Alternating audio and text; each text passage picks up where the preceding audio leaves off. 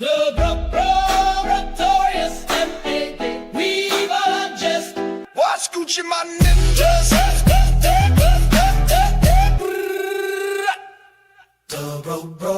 Notorious MAD, we've all just.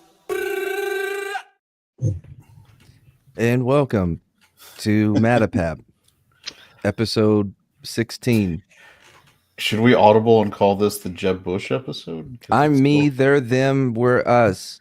And together, we are the YouTube equivalent to Braille because people feel us when we speak. That was in a different order than usual. Yeah. You're in a different order than usual Yeah, me too. because we are missing someone. No mailbag tonight. I'd never clicked on it. Oh. Hello, small time republic. Anyway, somehow the Dallas Mavericks got the number one pick with only a 1.8% chance of getting it. Is it rigged? Who knows? Yes. No, it's rigged. 110%. It's just like Jordan going to the Bulls. It's almost as if they didn't want to lose the fourth biggest market in the country. It's almost as if a corrupt bargain was made to send Luka to the Lakers to help the Lakers out. They had LeBron. Yeah, and so they needed to send Luka to the Lakers. Yeah. Oh, he still plays basketball? I thought he was just a public speaker now. Well, Nah, Bronny's on the LeBron, team and too. they've got Bronny. Is Bronny or Brony? I have Bronny. no No, it's idea. Bronny, I think. Yeah, Brony's something different.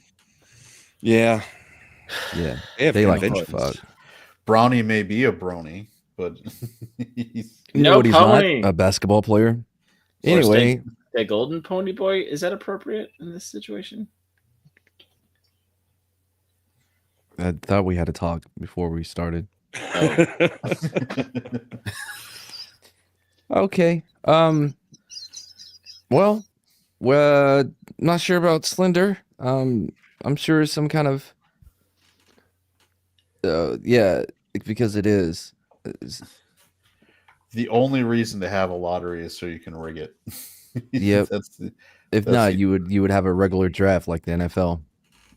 Because magically these important market teams manage to somehow with 1 or 2% chance always get the number one pick when the NBA needs it.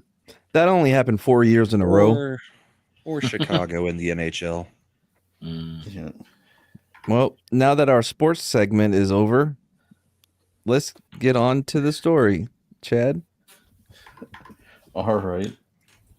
Unless Tonight, somebody else has something to say. Nope. I'll let you guys know when there's a goal in the Dallas Winnipeg game. Sweet.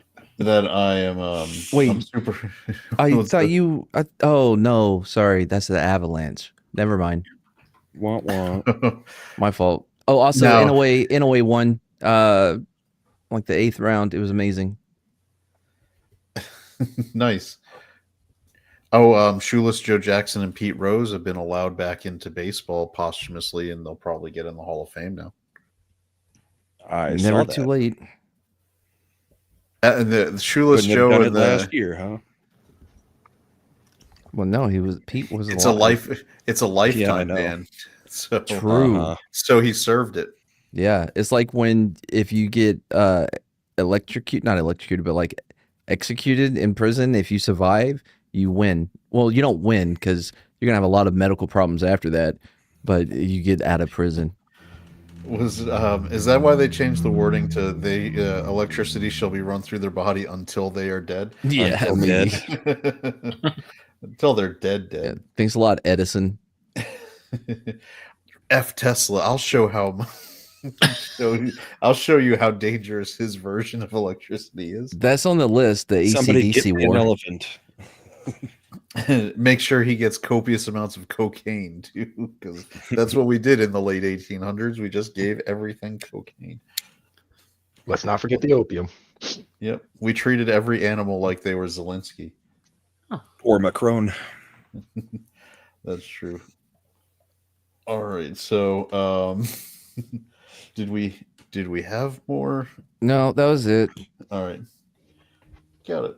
Is Zelensky the chick that hit the other chick with the bar and skating? Mm-mm. No, that was Tanya Harding and Nancy Kerrigan. Oh, Why okay. me? Zelensky would be the president of Ukraine. Oh, that's right. He does not makes- hold all the cards. Which, by the way, Vladimir. makes him just slightly more of a whore than Tanya. Well, based on what I've seen of him, you can see why ice skating made me like why his name made me think of ice skating. And I'm pretty sure, and Zelensky probably has taken slightly more cocaine than Tanya Harding. Oh my did in god, her it was a lifetime. napkin. Calm down. It was a And Kleenex. played more keyboards with his genitals. Okay, that was cool though. Like everybody has their redeeming qualities, I guess. It's That's like, redeeming.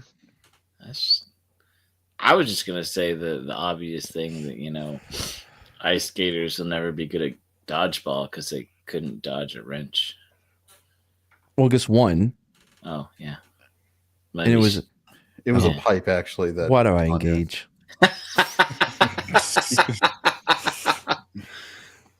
all right. I'm warming up, guys. God help There's us no all. spots lower for you to go, punk. There's I know. We're gonna need you to put yourself on the power burner, not the little one. I don't get that one. Yeah, He's I don't warming really up. either. It's a stovetop joke. Yeah. You explaining it was a stovetop joke really hurt you. Eh. it's not a stovetop joke. It's a bird joke because it's. I don't want to move you too. I was making fun of his joke. I'm too tired to figure it out. Let's go. Let's do this. No, hell no. This show could use some cocaine. True. Cocaine, piano playing with junk wrenches, and a penguin must be a mad show. I mean, even It low feels energy, right. Yeah. it's still got Yeah. that DNA. That mad DNA is in there. We don't even. I spread my DNA over everything. Mad, you don't Usually need to worry while about. singing his theme song. Yeah. DNA. Well, that's not it, but Crime Lab's gonna have an easy time with this one. The DNA's everywhere.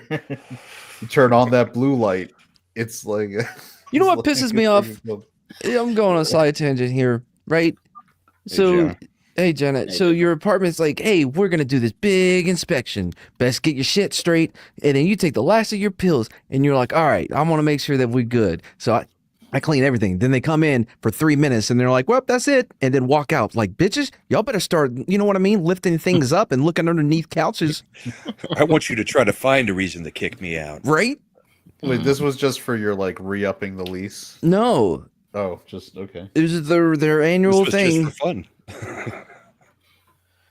This is like, I was Mad's like, I'm pretty expecting upset. the cavity search. I'm ready to bend Right? over. Who's got the gloves?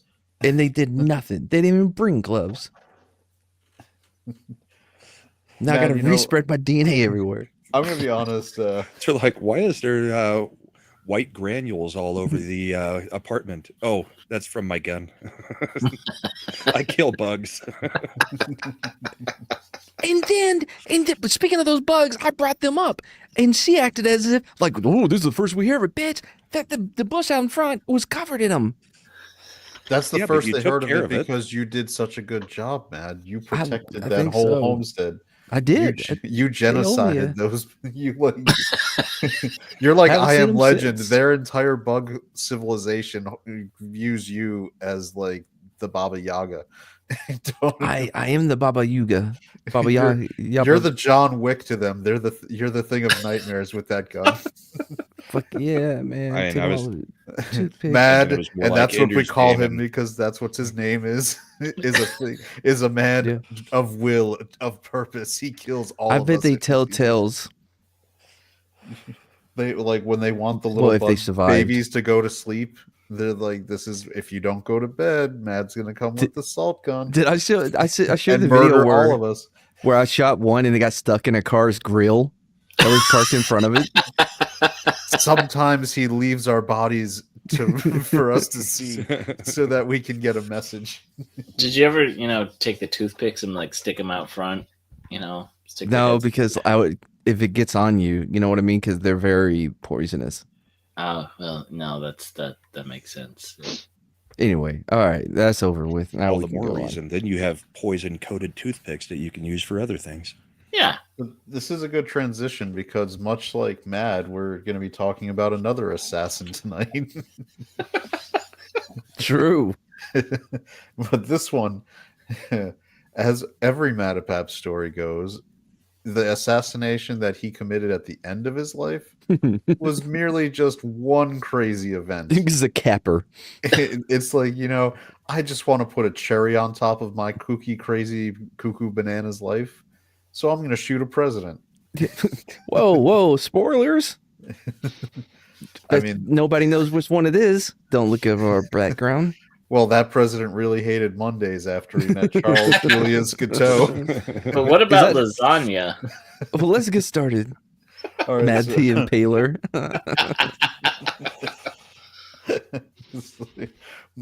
Mad, what is best in life? To kill the bugs, see them driven before you, Destroy and the hear bugs. and hear the lamentations of their larva.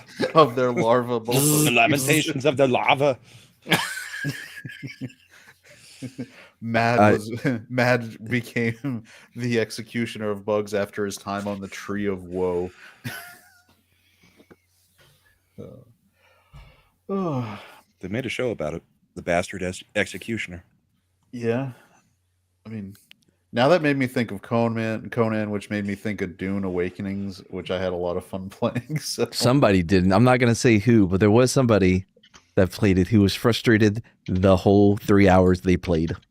Hi, everybody. Oh, that makes it even better. That means that Brahma was frustrated with the game. Awesome, because when that means we're on bored. the same server. All right, well, because you can't raise the dead, because you can't be a Not yet. necromancer. Yet. I dug the aesthetic, and once I got a rifle instead of that little handgun, I was killing them all, and it was great. It was all right. So back to the story. Have we started the story? Yeah. Charles Julius Guiteau was born in September 1841 in Freeport, Illinois. He was the fourth child of businessman Luther Guiteau and his wife Anne. His sister Frances practically raised Charles and would become his substitute mother and primary source of moral and financial support for most of his life. Up until the age of 11 when they put him to work. Yeah, I was going to say, how long until he leaves home? Well, we'll see. The Freeport locals generally thought the whole Guiteau family was odd, and there was whispered gossip about insanity in the gene pool. So when you started with I thought it was going to be incest, but insanity is probably better. Well, I mean, it's the two. One leads to another. I was going to say they go hand in hand. You know what? We should look up and do genealogy to see if the Guiteaus were related to Mary Todd, since they were probably in the same zone. If your family tree is a wreath. I thought there was going to be more to that. Go on. Yeah. So Luther was a brutal father, and Charles was whipped often. Wait, in 1841? Yeah, I mean that part isn't uncommon, but the steady stream of verbal abuse throughout his childhood is, because most fathers just didn't even talk to their kids. So where's their mother? Unless you were Irish, and then they sent you off to work before you could actually go through puberty. So here's the interesting part.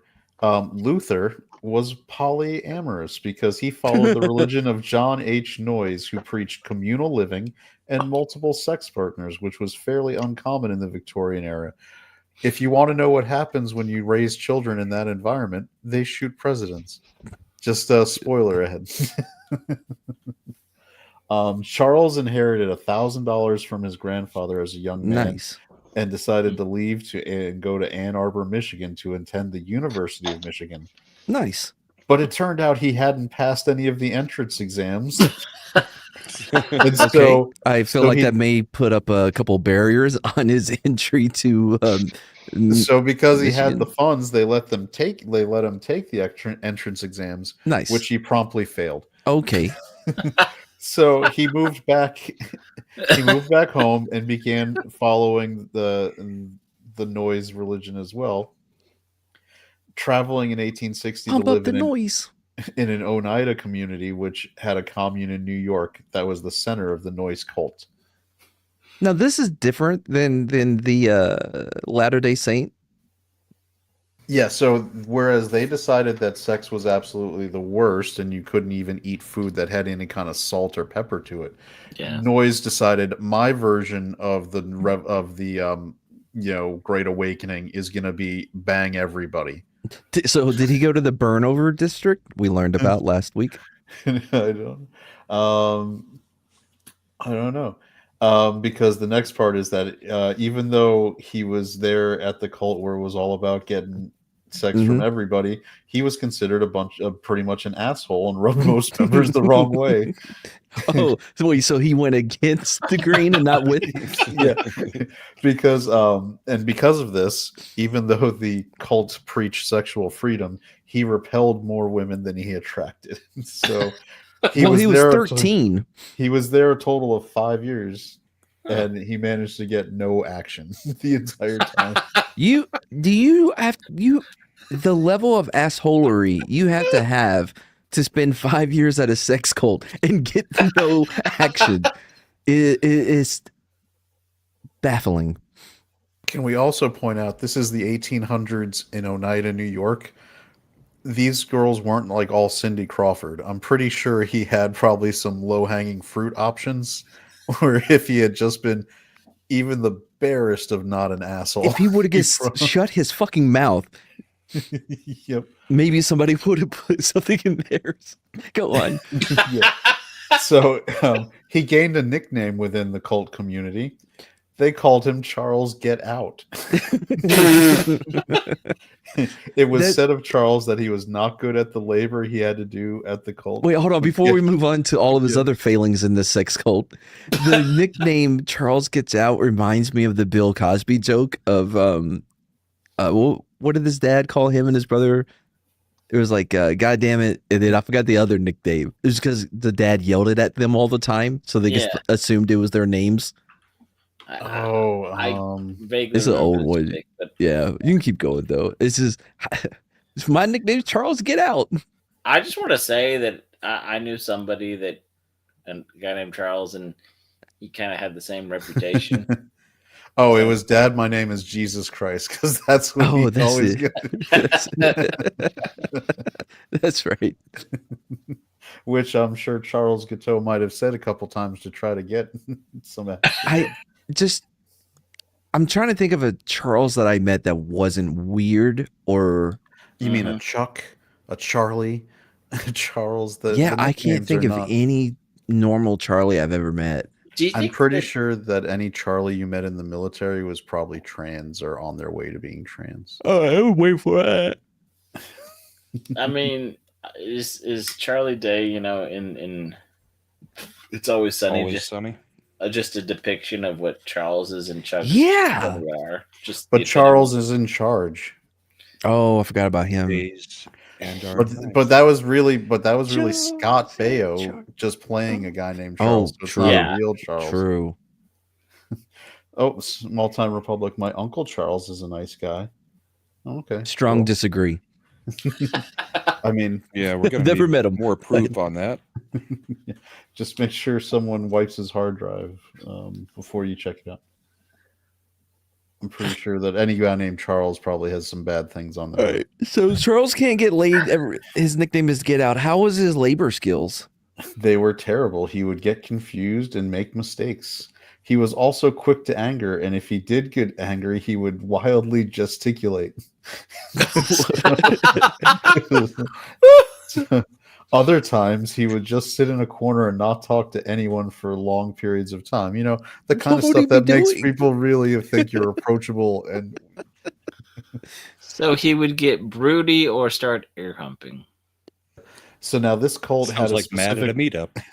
The cult had a specific way to try to police social behavior, and that was through criticism. I'm a social butterfly, motherfucker. I was yawning. Sorry. Yeah. So in this case, at a meetup, if this was mad, he would have been put in the middle of the room to be criticized by all the other members who would form a circle and just talk to him.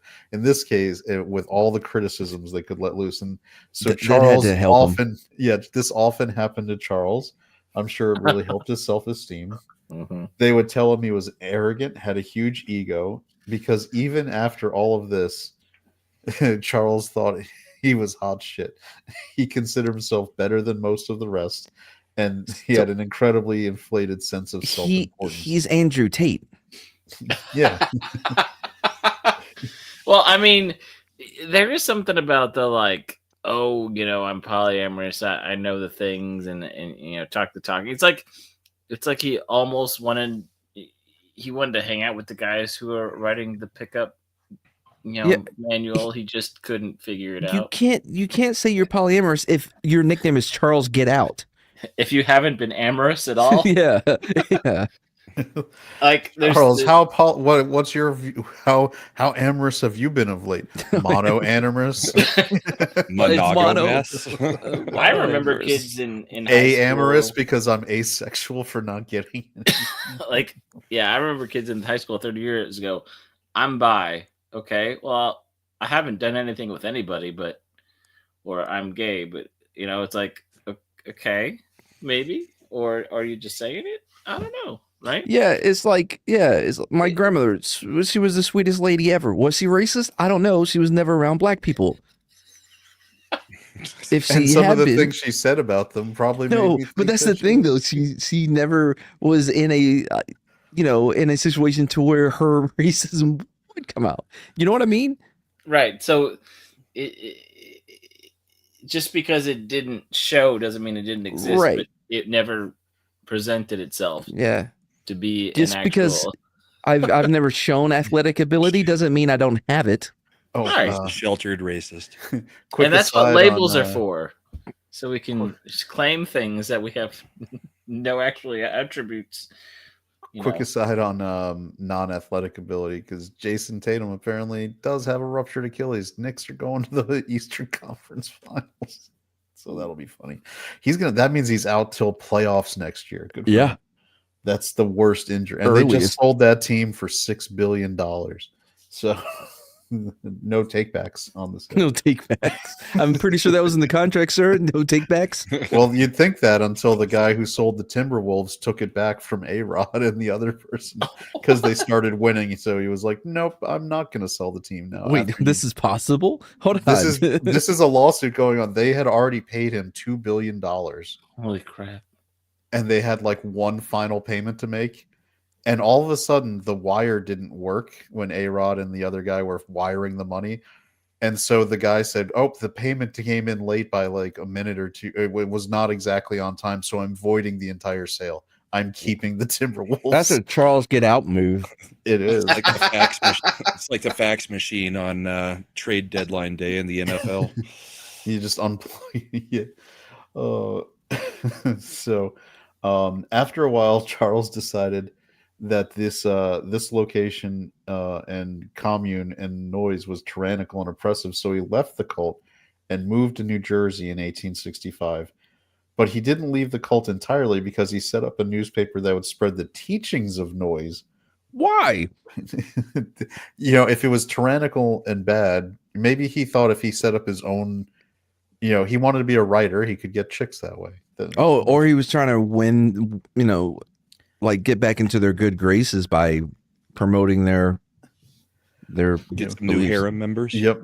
So now if this you is want your life to be as good as mine is, you should join this cult. It's going great for me. Did he go around singing, "Come on, feel the noise"? Nobody wanted to feel his noise. That was the whole point of him being Charles Get Out.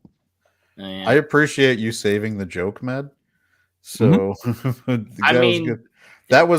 you are the Dawn liquid detergent to Punk Waddle's bird over here because you scrubbed the oil spill off of that bird and you saved him. I did it with a bite of granola bar in my mouth too. I know that's good You're work. eating granola after the Kellogg story?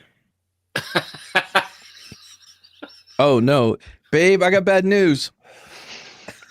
At least some salty in there, maybe. Or good news, depending on how you feel about them. Go on. All right, so here's the odd thing, though. In 1865, New Jersey, a newspaper dedicated to the teachings of a sex cult didn't circulate very well. And Why? it folded after 14 weeks. Shocker. So at this point, Charles went back to the cult, and he immediately returned to his feelings of superiority over all the other commune members.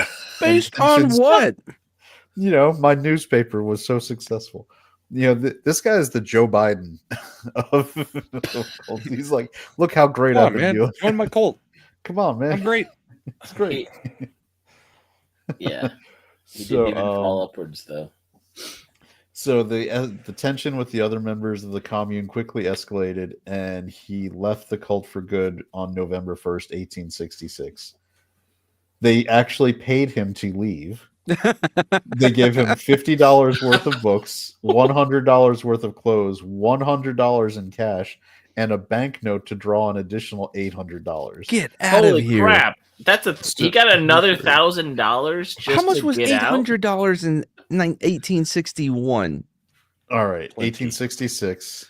Okay, either one. I doubt there was that much change. They were on the gold standard. Inflation calculator. $800 would be worth $16,000. God, really? $16,000 in 2025. And he got $1,000 just a few years before to go off to Michigan. And yeah, but I think all that money was spent on Michigan. Well, I get it, but like dying. That was a total like of an inheritance. almost $40,000 that he's gotten. Well, I'm just saying he's right. like 16 years old, and he's got all this fortune given to him, and he still like can't figure out. And he blew, and he can't even get hookers and blow. Are we sure that this man wasn't a Finian? That's some Finian energy, yeah. But think about how big of a asshole you have to be to get kicked out of a cult. But they pay, like, you're so bad that they pay you thousands of dollars. They gave you a severance package. Packed your Do you bags think and said, anyone that was been kicked out of Scientology received a dime? But it gets better. So Charles, after he left, decided he was going to be a businessman, right? Because he's got some money. I mean, he got the money. But he started engaging in shady dealings. Wait, Charles did? Yeah, he would sneak out of his lodgings in the dead of night to not pay his bills. He had the money to pay them. Which resulted in short stays in jail. He would move around to stay ahead of his growing number of creditors. And this is what's even better, because we just went over how much money they gave him to leave. Mm-hmm. He decided to file a lawsuit against the Noise Commune for what he felt he was owed for the work he completed during his residency, even after all the money they had given him. Commune's work. He was suing for another $9,000, which in modern times that would be equal to $181,000. Wow. Well, I mean, they did separate him from his family, because I'm assuming his dad's still in the cult.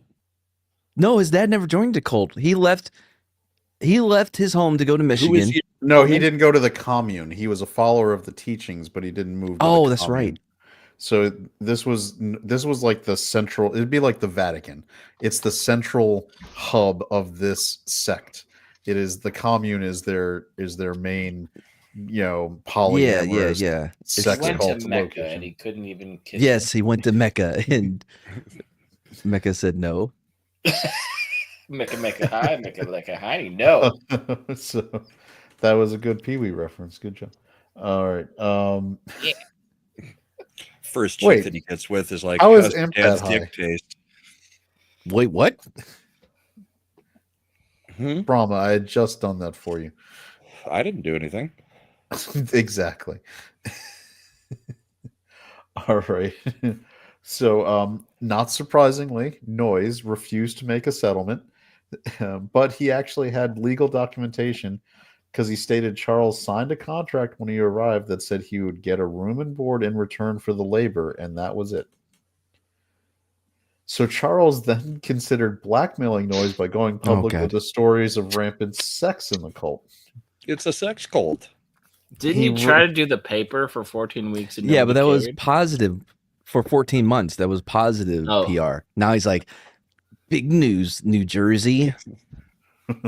So here's the thing: when you're going to try to blackmail someone by saying they're a person of ill repute, in this case with the sex stories for the cult, you better make sure you're squeaky clean, because in response to that threat, Noyes wrote to Charles' lawyer and said the following: Charles was never a good worker, was moody, conceited, admitted to stealing from previous employers, frequently visited prostitutes, had caught venereal diseases, and was addicted to masturbation. I live in a sex cult and I have to go to prostitutes. That solid observation. That is a little, that's weird. So this now we're just escalating back and forth, because Charles then wrote what he said was an appeal, but was basically just a letter of confession. Holy shit, he has syphilis. No, because that explains a lot that comes up later on, because that shit will rot your brain. Yeah. So he wrote a letter. Yeah, he wrote a letter to the Attorney General of Washington State and New York State to let them know about all the sexual activities that were going on within the cult. Involving, but promptly joined up. Did he end it with? Now I don't know this from firsthand experience. Yeah, but he also copied the letters onto prominent ministers and editors of newspapers in New York so that it would get publicized. So just to clarify, he would be considered a non-participant observer in the sex cult. Well, I guess he sat in the corner and just he was on the other side of the door. Oh, he was the guy sitting in the chair in the corner. Yeah, they didn't even let him be Diddy. They put him on the other side of the room. Now, it would be the equivalent of being added to a DM group on what is it called? Messenger? Signal, yeah. Yeah, and just like observing what's happening, and then like, oh, I'm going to spill this later. I'm pretty sure that much like the guy who was added to the Signal group, Charles was probably taking care of himself to the things that he was seeing because he was so excited. All right. So Noyes then threatened to press charges of extortion against Charles, which caused him to finally give up. I guess back then you could do that, because nowadays they would have just published it. All right. So now he moved to Chicago. So we're up to 1869. And he finally met and married a woman named Amy Bunn, who worked at the Chicago YMCA as a librarian, and but she had had an illegitimate child at 18. So that's why I was like, what's wrong with her to where she had to settle with Charles? That's it. She had a bastard. Used to be called damaged goods. Yeah, man. Now, Barrett, remember, Charles failed all entrance exams at the University of Michigan. Yep, I remember when he went, but he did manage to pass the Illinois bar exam. Wait, hold on. He just opened a legal practice in Illinois. Now, half-ass lawyers in Illinois. Yeah, that's par for the course. To be fair, there is another famous self-taught lawyer from Illinois. Lincoln. Yes. And you sang it like that somewhere, Slender screaming into the void. Yeah. When no one else is watching Holiday Inn, get the warning before you put that movie on in your house. What you doing? Nothing, chilling at the Holiday Inn. All right. So after passing the bar exam, they moved to New York City, and but their 5 years of marriage weren't good. Charles used to lock Anne in the closet at night when he was mad at her. Oh no, or Amy. Oh no. If they had a minor disagreement, he was known to yell at her, "I am your master. You are to submit to me." So, like Brahma. There's some positives about the guy. Again, there's no one that's not, completely bad. And as confirmation, woman, get out here so I can give you my syphilis. He actually, this is the part where we have definitive evidence of the syphilis, because when he contracted it and he gave it to his wife because he got it from a prostitute. So this She lost her nose too. So she filed for divorce on the grounds that he had given her syphilis, and in 1860, this would be 5 years later, so about 1874, a woman in 1874 New York was granted the divorce on those grounds, because even then they're like, yeah, that's probably not so good. Because it's even in worse. his usual style, he countersued and was like, "Well, you Oh, gave no. me a bastard kid." No, it's worse, Brahma, because it came out that Charles had purposefully had sex with a prostitute, knowing she had syphilis, so his wife would have grounds for divorce because he wanted out of the marriage. There's got to be another way. This is do that. Look, I remember on Scrubs when the janitor makes the cake and they're both sitting because they have, stomach issues at the end, and he says, "Worth it." This is not one of those cases. It's not. No, I feel like there was more to that episode. Yeah, well, the janitor always giving JD crap, and so he's like, here, I made you a cake. Oh, you're just messing with me. No, well, I'll eat a bite too. It's like, okay. So JD trusts him, right? And then at the end, they're both like, ugh. I'm on a different tab. Can somebody else take care of that? He's already at the bottom. Okay, there's no. Oh wait, you're right. He doesn't have to go all the way to the bottom. There was some effort. You asked for me to explain. I should have not taken. No, yeah, don't take that bait, bro. You got baited. At least I didn't get in the corner baited. In the corner baited? That's the term for when you masturbate alone in the corner in a cult. Punk, Corner baiter. you were not at the bottom yet, but you were like, I'm not satisfied. I need to dig that hole just a little. Except I think Mad. I'd like the corner. Yeah, I'd like the corner baited. Yeah. Oh man, that's fine. By the way, just so people know what he looks like, I found a picture of him. A punk? Oh, I can add it myself. I don't know why I was waiting on you assholes. I was like, now that man's got some crazy eyes. Yeah, but I mean, affect me, thankfully, he's not repulsive though. Like, you know what I mean? Well, you don't see this guy and be like, nobody would ever have sex with him. But then you realize his behavior, man. That's what I'm saying. That also the shape of the beard also kind of, Well, we don't know what he had it like when he was in the. What I'm saying though is that he doesn't look as a guy like a Snope off the bat, right? So the level of assholeriness that he had to have for a sex cult to call him Charles Get Out is beyond comprehension. Like, well, Mad, you're right on. You're on the right track, because we have in addition to purposefully giving his wife syphilis to be able to give her grounds for divorce, because at the time, right, you couldn't have a no fault divorce. You had to have some kind of grounds. We have some other evidence of what kind of person Charles was, because he was continuing to have money problems in New York City. Creditors then started reaching out to his brother, John, to pay some of these outstanding debts. So John wrote to Charles encouraging him to actually pay his debts so that he would stop getting harassed.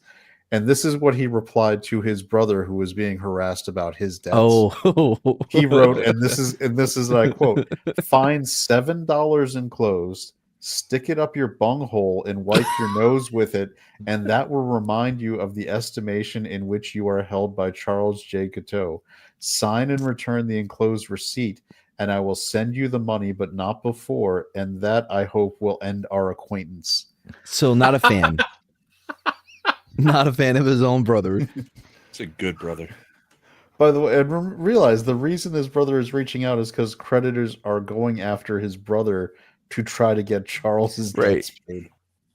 How dare you approach me about something I did that is causing you an inconvenience? Stick money in your ass, wipe it on your nose, and then maybe I'll pay. Like, if you sign a receipt and send it to me, bro, you didn't have to respond at all. He wanted the bill that he first put in his butt and then wiped his nose with to be sent back to him. No, the receipt. Yes, upon receipt of that. I mean, a little bit of, yeah. Oof. So All new meanings. A little bit goes a long way.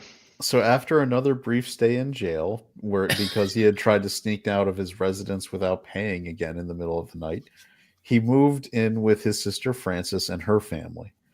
While there, he had the brilliant idea to buy a local Chicago newspaper, which he would use to push the politicians he believed in. He inspected a bunch of buildings to house his new paper and then began to look at steam presses. How he's getting this money, I still don't have any idea. You'd think he'd have a reputation that would keep people from ever doing any kind of business with him. But, but at that time, the war doesn't travel, that fast. I mean, $800 lasts you a long time when you're not paying any of your bills. That also is true. Like he had a decent amount of money. He just didn't want to pay anybody anything because he was too arrogant to think they deserved it. That's how you stay rich.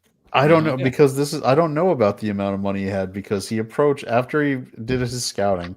He approached Charles Farwell, a rich local businessman in Chicago, and told him he only needed, again, this is in the late 1870s, he only needed $200,000 to make this happen. What the fuck? How much is that now? Let's do million. I've got the inflation calculator, so we're up to about 1876 now, and he wanted $200,000. I feel like something else happened. It'd be about 400,000, 420,000. No, it would be 5.9 million. Yeah, that's all I need, bro. He was like, "Hey, Matt, I've got this brilliant idea. I'm getting mad. Yeah, I can make you president." Ooh. Sounds great, right? He said, sounds great. You would be a great president. They would be like, here's President Mad because that's your name. So that's what we'll call you. Mm-hmm. I come with my own theme song. I just need $6 million. I'll make that happen. How much for vice president? No, it's non-negotiable. It's president or nothing. And that's how Rod Blagojevich got in trouble. So he not surprisingly, the successful businessman Charles Farwell said no. Wait, did he start a newspaper saying Charles Farwell is a horrible human? No, because he still didn't have his newspaper. Oh, that's right. Instead, he reached out to his father and asked him to give him a $25,000 loan. Which, again, let's do the math. And 25,000 is $747,000. So, like, hey, Dad, give me 750 grand. $750,000. Can you just give me a loan for that? His father, not surprisingly, because of the high opinion. Remember the story how much he loved Charles, right? Yeah, true. He said his response was no. Oh, I should have said, can I have $27,000? Oh, and can you also pay my brother's creditors? They keep calling. No, it was Charles creditors. I understand that, but then he could have gotten it paid for by his dad by tricking him into thinking that the creditors were actually his brothers.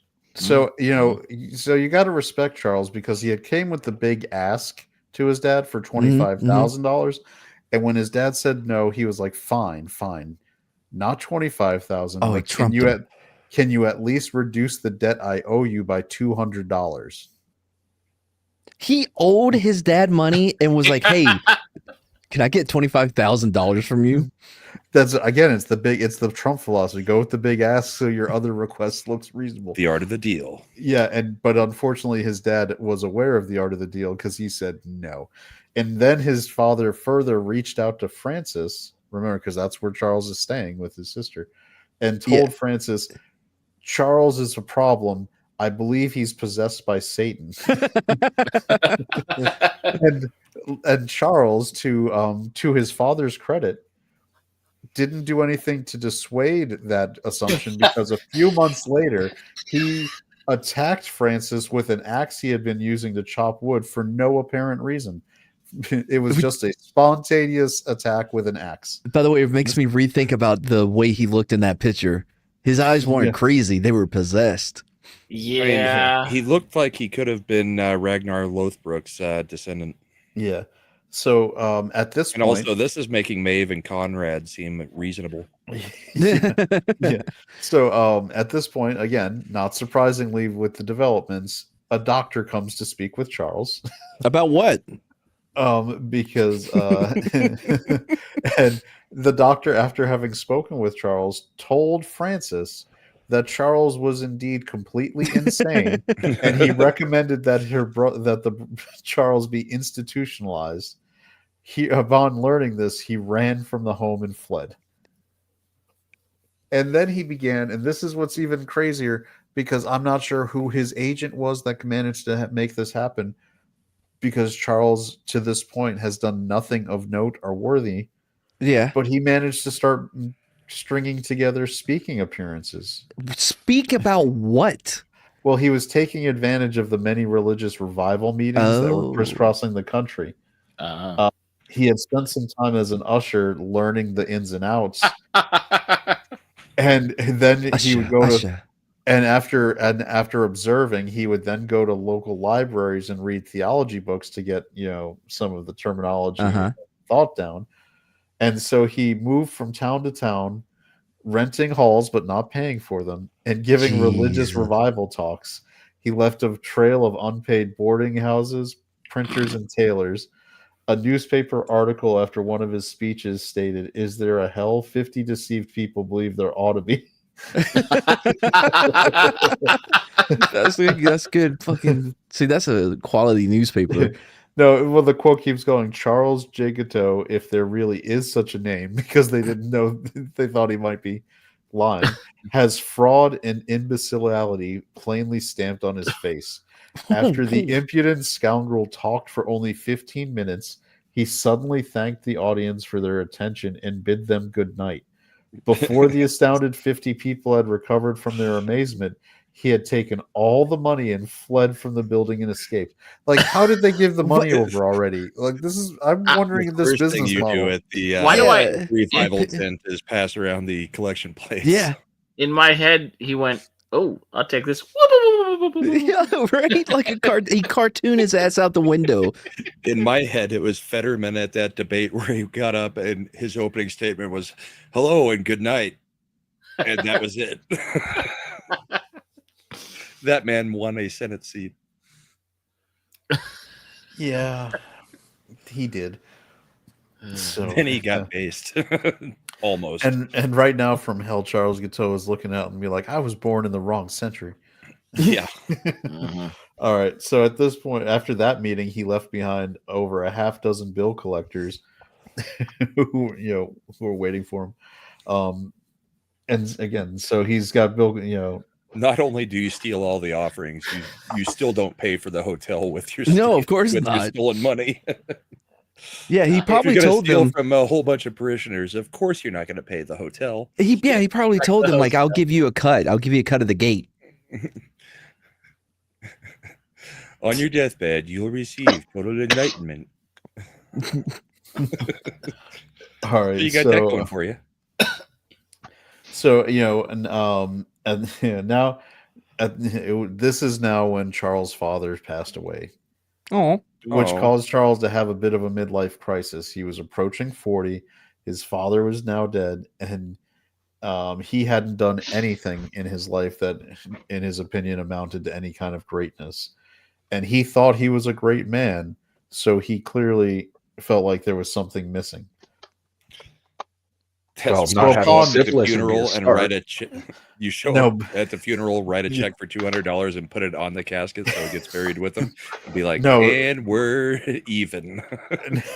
No, because he would need the receipt and have it shoved up his bunghole. and also he was asking only for asked that from $200 to get knocked off of how much he That owed. wasn't the full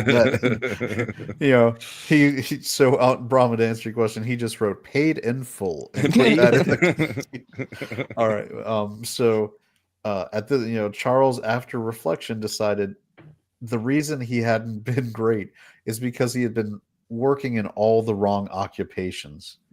Clearly a man of his talents. His place was politics. Oh. Well, yeah, he does steal from people. So we were approaching 1880. It was an election year.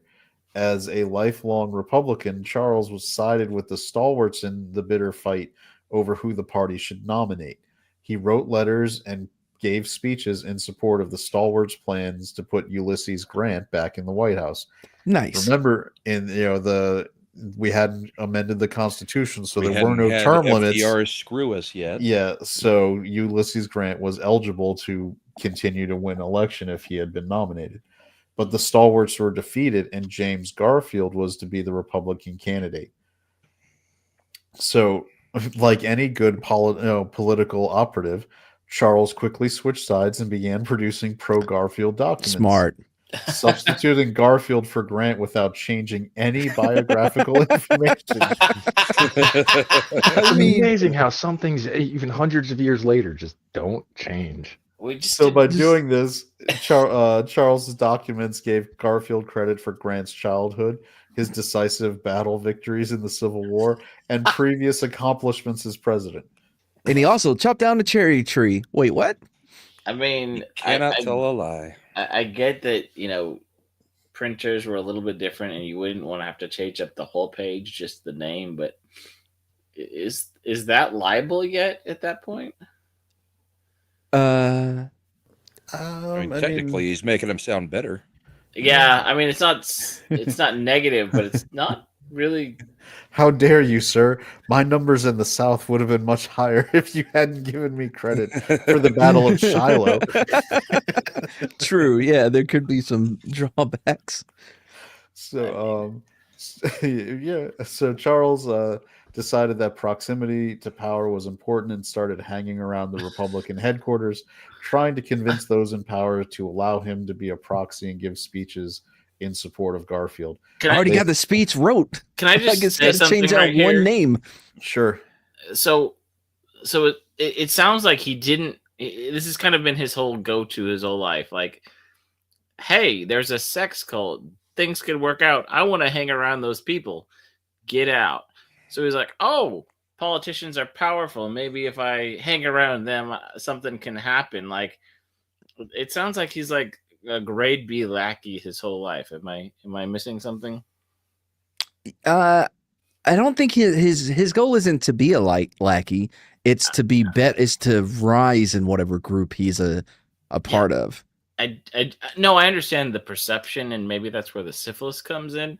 But I feel like he's not getting where he wants to be. Like, there's the Always Sunny moment. We've referenced this before, so sorry if I'm rehashing it. But the moment where they're at the high school reunion and they think they're doing awesome. Yeah, and they're right? Oh, absolutely. In his head, he is nailing it always, and it's other people that are the problem. It's not him. Ironically, he never nailed anybody in the cult. For anybody who's a fan of overly long Kevin Costner movies, it reminds me of, if you've seen The Postman. Love The Postman. Don't you dare badmouth The Postman. No, I'm going to say Will Patton's character. Yes. I am a man of greatness. Yeah. just convinced that you're like, what were you before the fall of civilization? I was a copier salesman, but people didn't recognize my genius. Yeah. That's what Calvin and Hobbes said. I'm a misunderstood genius. Nobody understands that I'm a genius. Yeah. So the Republican National Committee finally relented and allowed him to give a speech in front of approximately a dozen black people. And as you know from historical records, in the 1870s, not a sign that they thought you all very. Well, it was 1880s. 1880. So 1880. Garfield did out of the front row. Hold on, real quick. Could they even vote? Yes, man. He looks out at the front row and he's like, "My favorite big booty black lady." It's he was. How would you like to get syphilis? He was the first white guy to perform at the Apollo. Come join my sex cult. It'll be fun. He's like, man, what is up with these Democrats? And when he was booed off stage, he threatened to sue them. He was like, you don't recognize, I'm going to sue you for not paying me for performing at the Apollo. Did he try to sing Honky Tonk Padonka There we go. All right. So after Garfield actually won the election, Charles sent him a letter, and this is a quote from the letter: "We've claimed them out just as I expected. Thank God." we Yeah. did this. Which is even and better me. because Charles had never actually met James Garfield. Why But would he he? believed that speech he gave in front of about a dozen black people in August of 1880 was the That he got booed primary off the cause stage for. for the Republican victory. Yeah, because of the grapevine. Mm. I mean, technically, I credit Tony Hinchcliffe with Trump's win from this year, but he at least didn't get booed off the stage. So Charles felt that he again was responsible solely for Garfield's victory. Solely. And that the Republican Party and Garfield were now forever in his debt. Look at all these great things I said about you, about your fighting in the Civil War, about your presidency. So he's giving off very David Hogg vibes. So Charles, so he moved to Washington, D.C., where he felt he would get an endless stream of honors, parades, hanging out in the White House. Parades. Shockingly, he was completely ignored by the White House. So Charles decided at a minimum he should be an ambassador. At the minimum. He wrote to President Garfield, and this is an excerpt from his letter. "Next spring, I expect to marry the daughter of a deceased New York Republican millionaire." Hold on, stop. Did he know a widow, a millionaire widow in New York? So, given that the widow went unnamed, I'm going to say no. Well, there are a dime a dozen in New York, you see. So again, I think we can represent the United States government at Vienna with dignity and grace.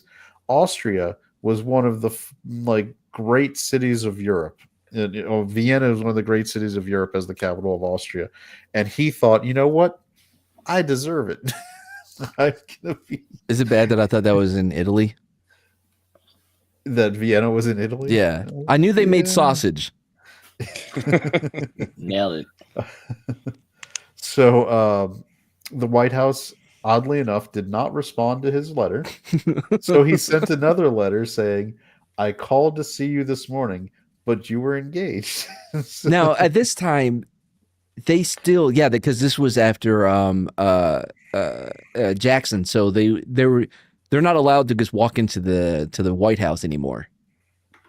No, because by the way, that was a great story about Jackson. Right after, they were having the raucous party on the White House lawn. They had to sneak him out. They were destroying the White House because they were drinking and partying so hard. So the way they decided to get everyone out of the White House that was causing problems was to move just surreptitiously all the beer and liquor out onto the lawn. So they could lock the doors. And everyone left the house and they just locked the doors behind them. That's because they said Andrew Jackson's people were like the NASCAR of that time, the NASCAR people of that time. It was like he only got support in Florida, and so Floridians were the ones that show up at the White House and tore it up. Yeah, it's the entire party was Florida man. Yep. All right, so this letter again, this was a response. "I called to see you this morning, but you were engaged. Previously, I sent you a note touching on the Austrian mission. The current Austrian consul, I understand, wishes to remain at Vienna until fall. He is a good fellow, and I do not wish to disturb him in any event. What do you think of me for consul general at Paris? I think I prefer Paris to Vienna, and I presume my point would be promptly confirmed." So he's already making the deal. He's like, you know what? On 2020 hindsight, I'm more a Paris guy. Yeah. Just go ahead and make me. And then the next letter is like, okay, Paris, I don't like the people. London. Dear sir, ignore a syphilitic with brain rot at your own peril. I would like my appointment tomorrow. I will await your reply. So again, he got no response. So Charles started writing different government officials, including Secretary of State Blaine. So this is the letter he wrote to Secretary of State Blaine. In January last, I wrote Garfield touching on the Austrian mission. I think he has filed my application and is favorably. Sorry. Syphilis, not even once. Since then, I have concluded to apply to the Consul General in Paris instead. I spoke with Garfield about it, and he said your endorsement would help. So I will talk with you about it as soon as I get the chance. There's nothing against me. I claim to be a gentleman and a Christian. Good day. So he has never met Garfield, ever. And he's writing to the Secretary of State to say not only has he talked with Garfield about getting these jobs, that Garfield's already on board. He's like, my boy Garfield says I got it. Yeah, he's like, you just need one or two more people to sign up for you. You know what I mean? Like, they'll never talk. What was his plan? Was like for this guy to believe this, and then he'll bring it up to Garfield, and it wouldn't start with, hey, the guy that you said to talk to me, Charles, get out, Guiteau? Oh, you know what I mean? Charles. Like, they would figure it out when they start talking to each other. Yeah. It's like the ambassadors are Senate confirmed, right? It's not just something where you just fall into it. Well, it's like whenever you're trying to shortchange your way into some upper echelon, you're just like, trying to hang out with the mean girls, and all of a sudden, you're usually gonna get the short end of the stick. Or you're trying to get into a club or whatever. You're like, oh, is Billy here tonight? Yeah, Billy. Yeah, we'll go way back. And then you just point. There's Billy. Hold on, I gotta go. I'm going right in. That's my boy. No, you name drop. You make sure that they know that you don't know what you're talking about, and they all look at you like you're dumb. I do like that the Republicans are looking at this crazy guy in their party and going, nope, we're not responding. We're not going to have anything to do with him. Meanwhile, the Democrats would be like, this guy is a great community organizer. We should make him a senator and then president. Yeah. Republicans said, get out. Yeah, because the Republicans, they never humor crazy people. Of course not. I mean, if we're going to be fair, let's be fair. Look, she'll win Arizona eventually if we keep putting her up for it. Well, it just goes back. Just goes back to something Clinton said. What is the definition of, this boy, crazy? Yeah. It depends on what the meaning of the definition of is. That was the stupidest, and he's like, I'm so smart. I'm a Rhodes Scholar. Hand me my stacks of my phone. Speaking of as he turned around and spells Rhodes, Roads. Well, that is how you spell Rose. In Rhodes Scholar, it's Rhodes. Oh, I know, but you said Rose. Like Rose Parade or Road? No, I said Rose. Spelled road? It's a kiss from a road on the grave? I had to listen to the playback. I'm pretty sure you said, like he spelled Rose, Rose. Well, yeah. Hey, I have a slight accent about certain words, okay? What, a Buffalo, New York? I didn't know Buffalo, New York had. Yeah. Although the ironic part about that, Mad, is I was actually born near Buffalo. That's not ironic. You're from Buffalo. I expected you to be born in Buffalo. We can go on. I don't want that to discourage you from talking because you just said more now than you had combined in the first 15. Didn't we talk about doing the whole genealogy and we could trace who back, trace back his roots in Buffalo, right? Oneida, yeah. Oh, we're all gonna do me in 23. I think I did that before. I need to know. Didn't it go bankrupt and sell everybody's DNA information? Yeah, but it's not too late to sign up for it, is it? I mean, maybe if you want to just give the stuff right. There's plenty of other Chinese companies that'll take Shredder refuses to do it because he's like, nah, because they're going to track that shit to somebody that, like, if I ever have to kill someone, they're going to have my DNA. I'm like, how likely is it? She's like, just want to be prepared. The most oddest thoughts. Well, I mean, that's That's the safer conspiracy theory rather than they're going to cater a virus specifically to my DNA. Okay, I hadn't thought about that. Thanks for that nightmare fuel. Yeah, and China's the one who's got all the info. They're not known for doing anything with viruses. That's batshit crazy. Oh, that's terrible. Be proud, Punkwall. You got a groan/laugh out of everybody on that one. You know, I have my moments. So you certainly do. I can't stop actually being somewhat. Let's just take a beat here and move on. Punk, saving you. Cheers to you, Mads. Cheers to you. All right. Wait, all right. So what is he? So now he had reached out to Secretary of State Blaine, yeah, who unsurprisingly also chose not to respond to his letter. Well, now they're just being dicks. And Charles thought this was really odd because the speech he gave that no one listened to was 100% responsible for Garfield winning the White House.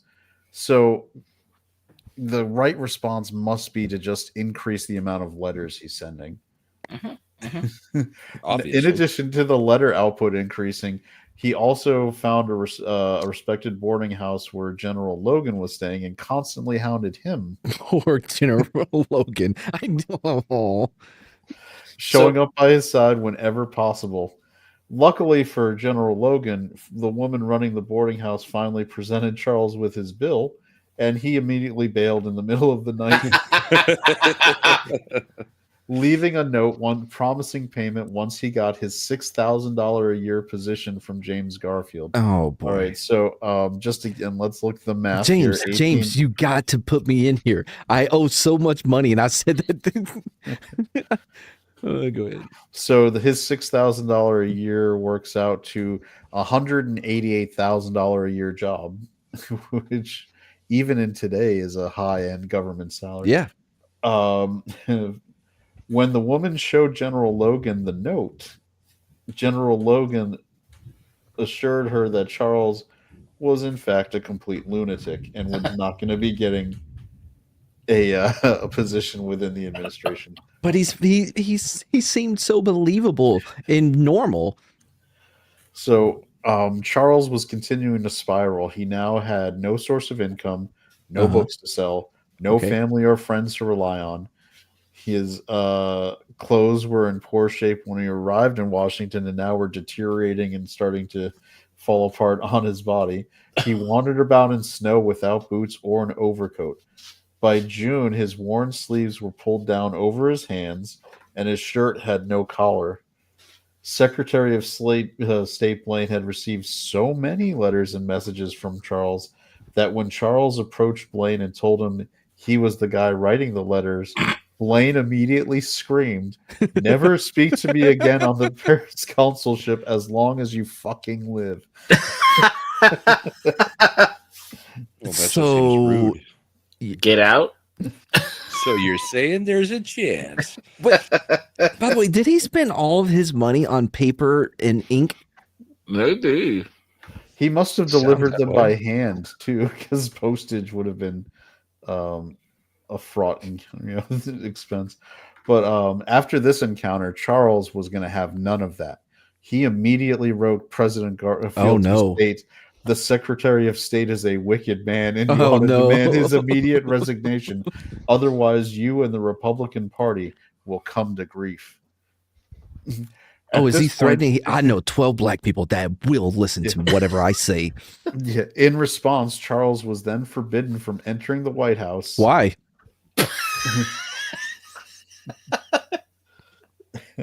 I mean, at this point in time, the White House was open to people. Oh, it was. So, okay. They could just walk up, open the door, hang out. It was considered the people's house.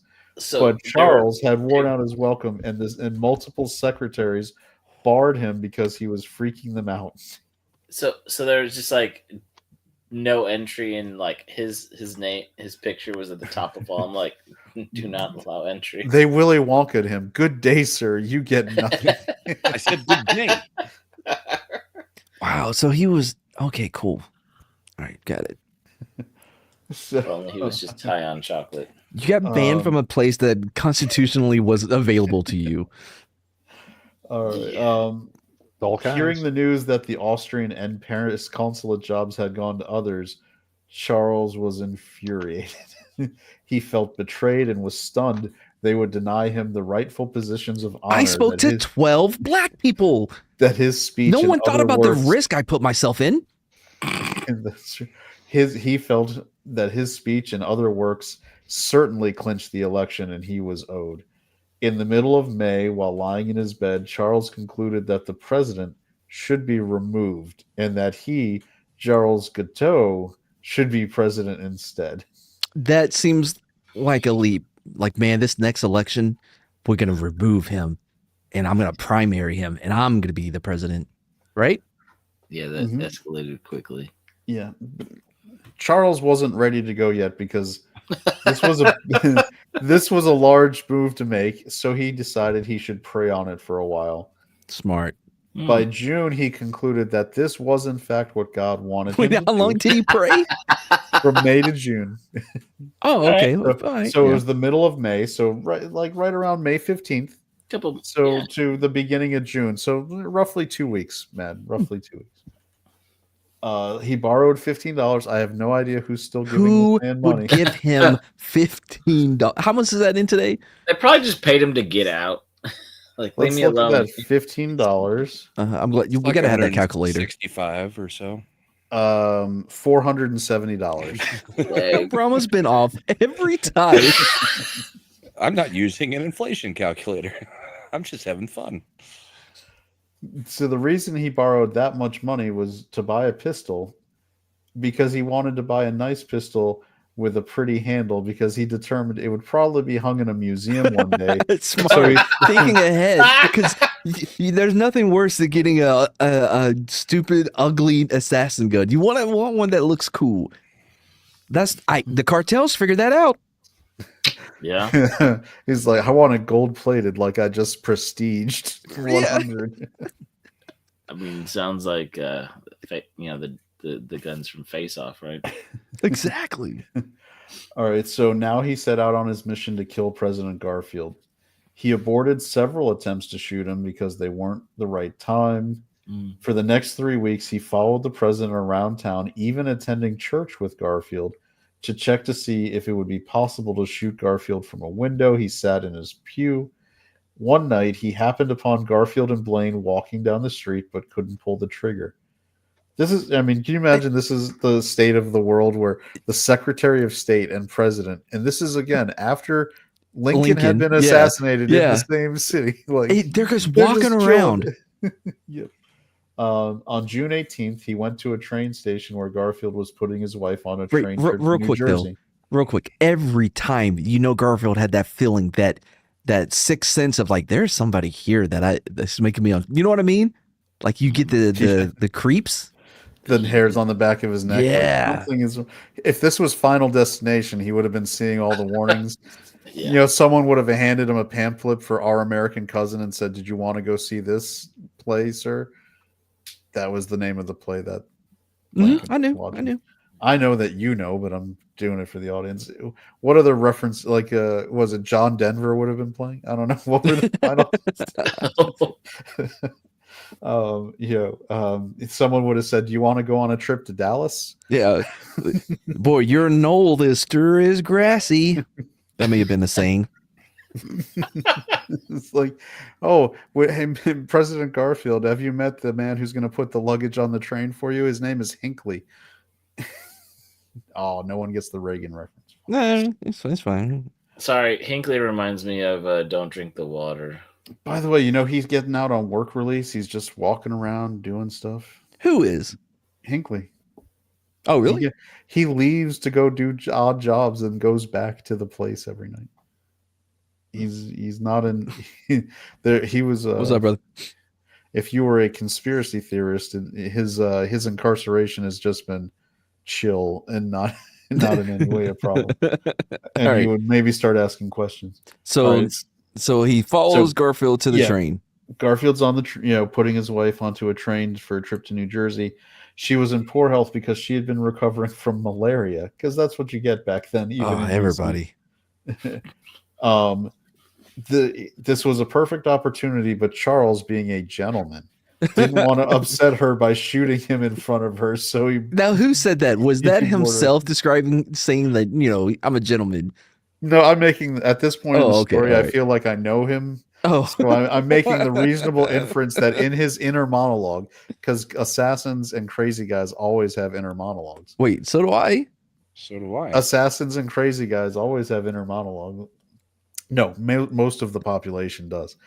I'm just saying, like he actually, he might have said it out loud. No, sir, I cannot do this. I am a gentleman, and the lady will be upset. And gesticulated wildly before he went and masturbated in the corner.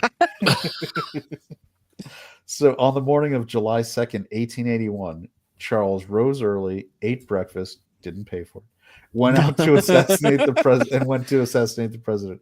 He put a stick in the mud on the river's edge and practiced shooting. Apparently, he was able to get ammunition with no problem. Well, yes, America. He then went to the Baltimore and Potomac Railroad Station and waited. He got his shoes shined and talked to a cabbie about taking him to jail when it was over. No, he's like, hey, can you wait here for a minute? Like, do I got to go back in the app and close this one out, but you're still going to be here? I guess nobody's taken an Uber in a while. I had to take one the other day. He was like, damn it, I'm a fan of Lyft, sir. God. As James Garfield entered the station, Charles shot him in the back twice, yelling, Chester A. Arthur is president now. What? Wait, what? So Garfield did not die. That's not even his own name. Chester, because that's the vice president. Oh, I thought he was doing this because he thought he was going to be president. No. Eventually, he's like, only 3 more to go. Yeah, remember, he will run and win election on the platform. Oh, okay. So I take out the trash when a president isn't doing his job. And it's like, Washington was a mess, so I brought my broom. I'm trying. That was a good reference. Thank you. Okay. We're going to sweep them all out of there because I'm a good guy and not a terrible power plant. I shot him for you, America. Yeah. So Garfield, as a result of the shooting, had a bullet lodged near his spine. Not a good spot. But in this era, doctors were unaware that good hygiene was necessary. True. So over the next several weeks, they spent their time cramming their unwashed hands and dirty instruments into Garfield's wound, causing numerous infections and complications. His original wound was only 3.5 inches long, but by the time the doctors were done, you will be proud to know that these government employees managed to increase it to over 20 inches. Wait, hold on. The 3 weeks to just 3 inches to 20 inches. But how many weeks? Almost 7 times increase. Yeah, they're just hacking and Can we check the inflation calculator to see? Yeah, for real. For what, like? I mean, I don't know. Just how many inches would grow from? Let's see. There's 6 and then now. Wait, is it 12 inches in a foot? If it was 3.5 then, it would be 109 now. Holy crap! That's a huge gash. That's what he said. It went from 3 inches to almost 2 feet. Yeah. That's how they do it in Washington. It wrapped around his side at that point. So at this, Alexander Graham Bell, inventor of the telephone, was then summoned to find the missing bullet with a new metal detecting device that he had developed. He hooked his gadget up to the president, and at first, everyone thought he had finally successfully located the slug that was still, in Garfield's body. But when surgeons operated and dug around because they were just looking, they still couldn't locate the bullet. Later on, it was determined that Bell had not detected the bullet, but instead detected the metal mattress coils on the bed. He's like, it's right there, guys. Garfield died. Mattress. Garfield. So Garfield passed away in mid-September. Wait, he died from massive infections and 2.5 months after being shot. So Charles, He's an accessory to murder. No, there's a legal theory so that eventually, because the wounds, he's the proximate cause of the wounds, he is the cause of murder. No. His defense was usually, hold on, that shit was only 3 inches. So this he could have survived my shit. Hold on, is that why he didn't survive, or why he didn't manage in the sex cult? Because he said, I can do a lot with 3 inches. But I can't do that much. Trust me, baby. It might look like 20 inches. It might look like 3.5 to start, but by the time we're done, it'll be 20, and you won't get off the mattress again because you'll be infected. Hope you like syphilis.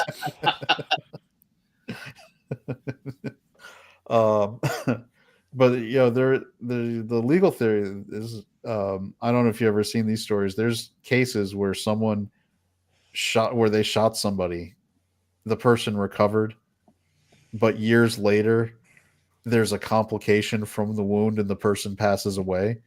They have gone back and upgraded the person's charge from attempted murder and successfully because there's no statute of limitations. I'm on the murderer side. They have gone and gotten convictions for murder because they just get a doctor to come up and say, even though it's years removed, the reason these complications happened was because of the initial wound. So that wouldn't be double jeopardy if they didn't bring the charge. Well, it's a separate charge. You're upgrading it from attempted murder to murder. Okay, so it's not okay. Gotcha. That's like Mad probably knows is like if you stab somebody and they're in the hospital, the initial charge might be attempted murder. And 3 weeks later, they pass away. You upgrade the charge. Well, hold on. There's statutes of limitation. How long until I'm not responsible? How long do they live? Murder has no statute of limitations in most states. I say if I stab him and he survives 3 months, it is no longer. I'm no longer allowed to be charged with murder. You're starting to sound like Charles Guiteau in his. I spoke to 12 black people. Look, comorbidities are. Your Honor, even though it says in the law there's no statute, I personally have placed the statute of limitations on the charges. I am a sovereign citizen. You cannot go after me. And I'm really good friends with the Supreme Court justices because I've been sending them a lot of letters. And I got 12 black people that can back me up. Hey, Matt, as an ex-cop, how well did you take the, I'm a sovereign citizen shtick? Never heard it. Okay. There's only like 8 people in the country that do it. They're all Yeah, one lives in Minnesota and works as a non-practicing attorney. I probably would have just. I get that reference. So everybody does. Most doctors believe today that Garfield would have had no problem surviving if the doctors treating them had just washed their hands, sterilized instruments, and left the bullet where it was, because it could have remained there without issue. Yeah. And he would have been able to make a full recovery. It's not like they didn't already know that. Andrew Jackson was called Bag of Marbles because he had so many musket balls in him from duels. Mm-hmm. Also, I have a pellet, no bullshit. I have a pellet in my left cheek to this day.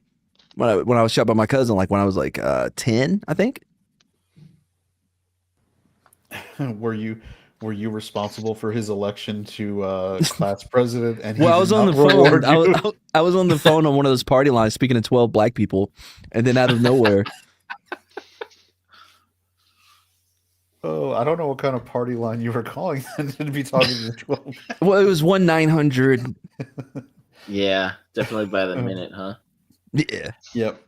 So Charles was not done writing letters, though. He wrote a letter to General William Sherman, famous, and this is a quote from the letter. "I have just shot the president. I shot him several times, as I wished him to go as easily as possible." He shot him once. Twice. He shot him twice.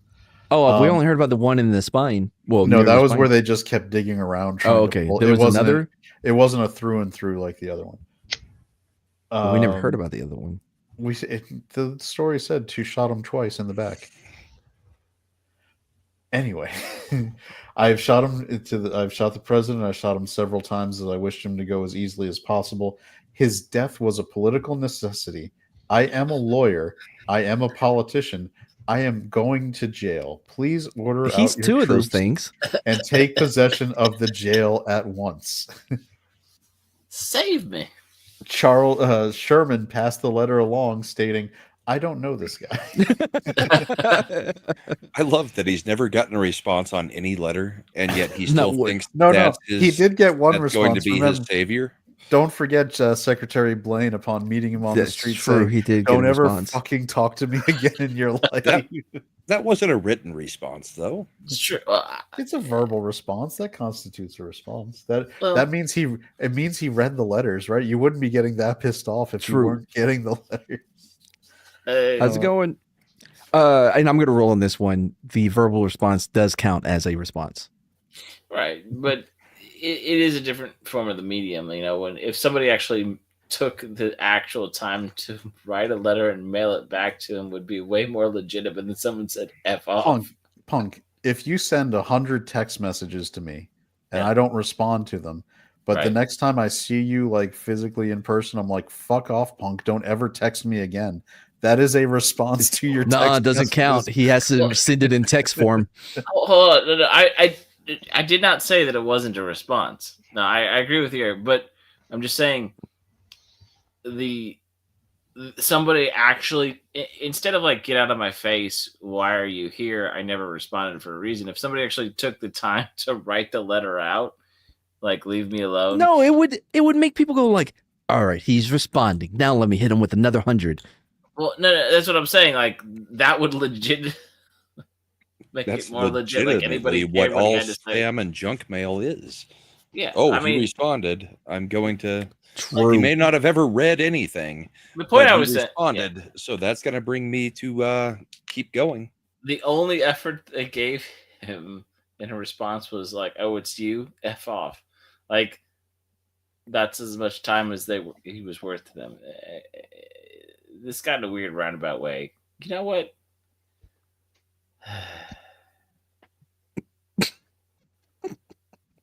I'm back home. Chad? All right, I didn't know if I was just letting. Oh yeah, we're done. All right. Just let me soak it up, but not like that. So the entire time Garfield was dying, Charles was in a prison, believing Why? he'd done something noble and would be applauded.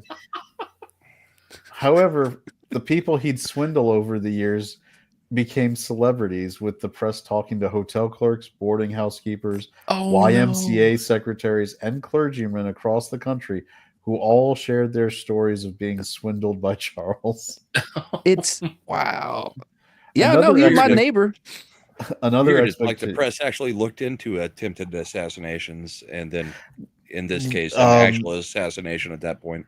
It should be known that after all those letters, he was known to the FBI, but they they took no action to deal with it. The roof had too much of a slope. Go on. Chad's been waiting to use that one all night. It was perfect. It was great. So another expectation not met for Charles was that he 100% expected to be freed on bail, where he would be able to go on the lecture circuit, make an easy $30,000 to pay for his defense attorneys. So he had it all planned out. Who's going to pay for his bail? In an odd twist, he wasn't granted bail. So he had to stay right on American. I'm not a danger to the public, just to presidents. And since there isn't one now, I feel as though I should be put on bail. I'm not a flight risk. I pay every one of my hotel bills. On September 13th, Charles wrote a letter to the judge overseeing his case.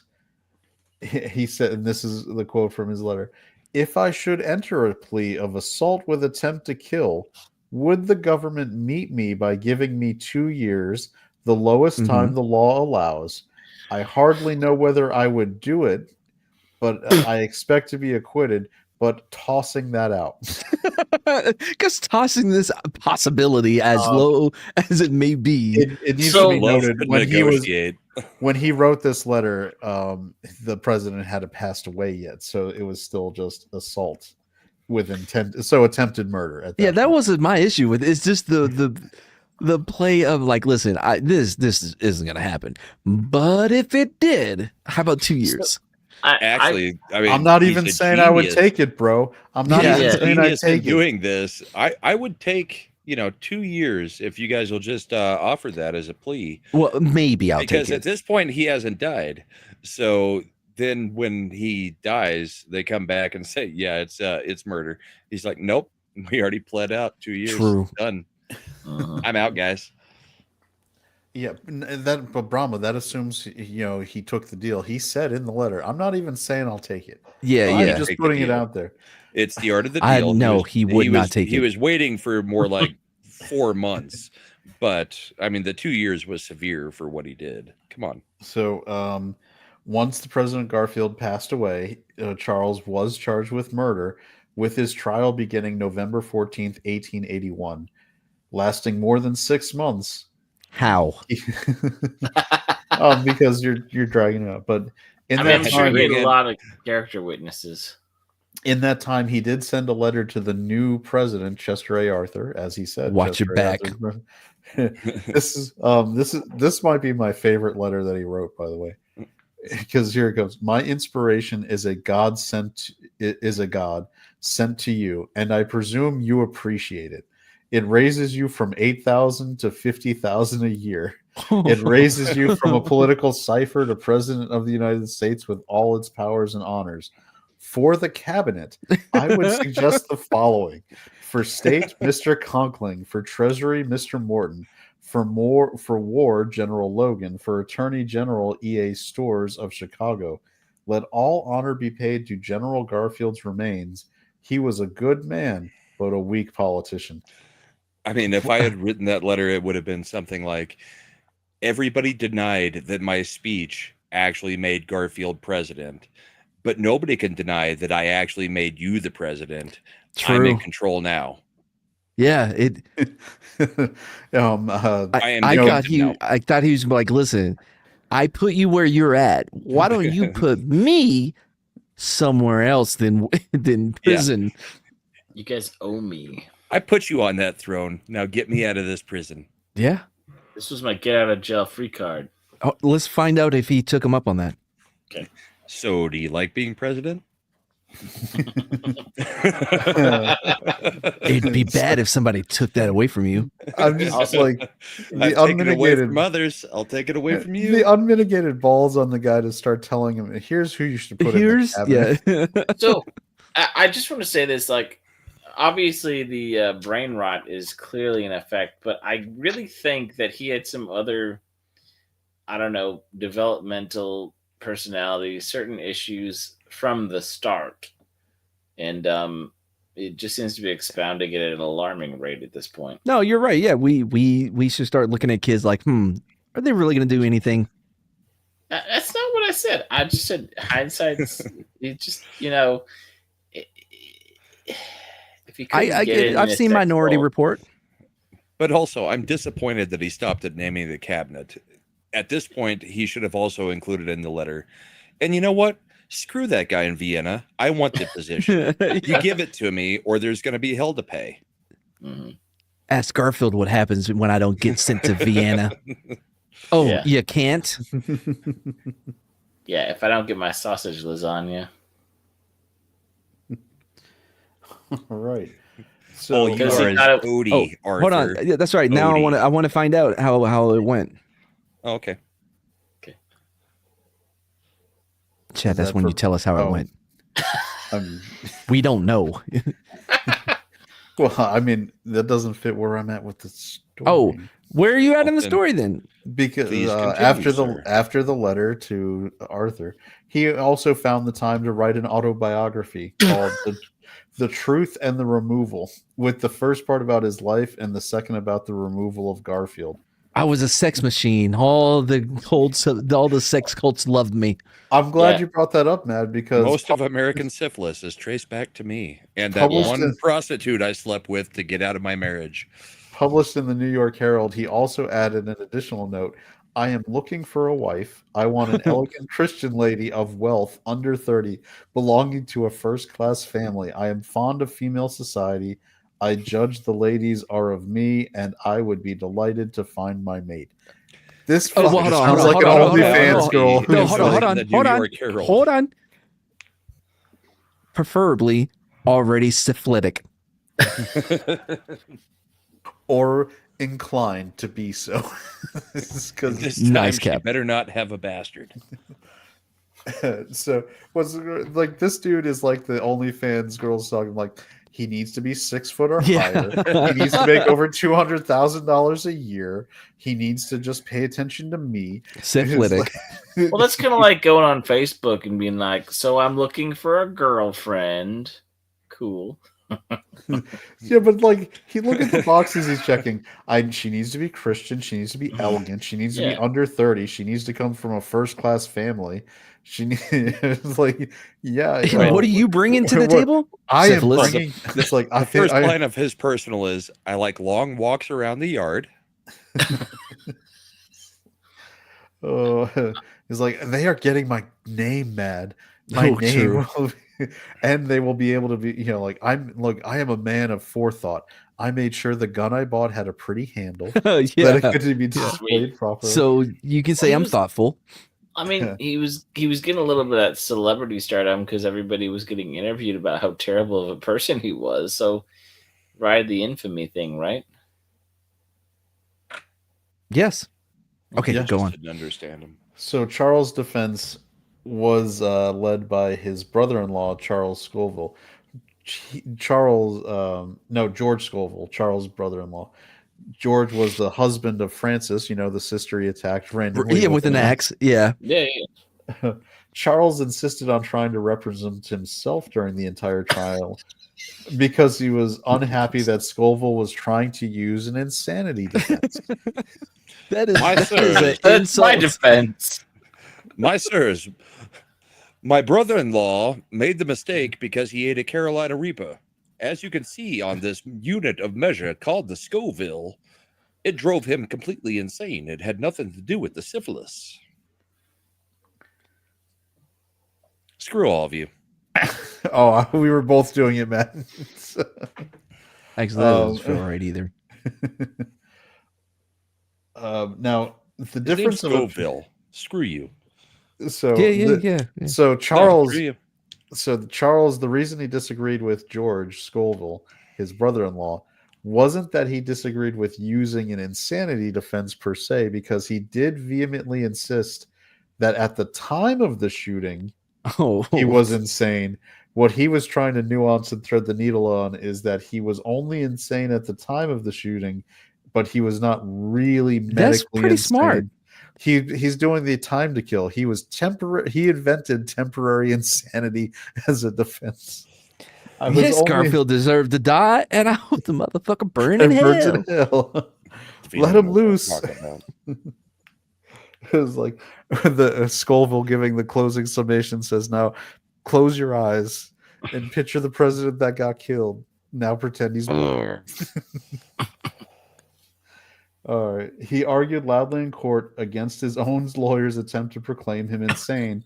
Consistently. Wait, so his lawyers that they're like, "Your Honor, Charles, listen, you got to understand." Nope.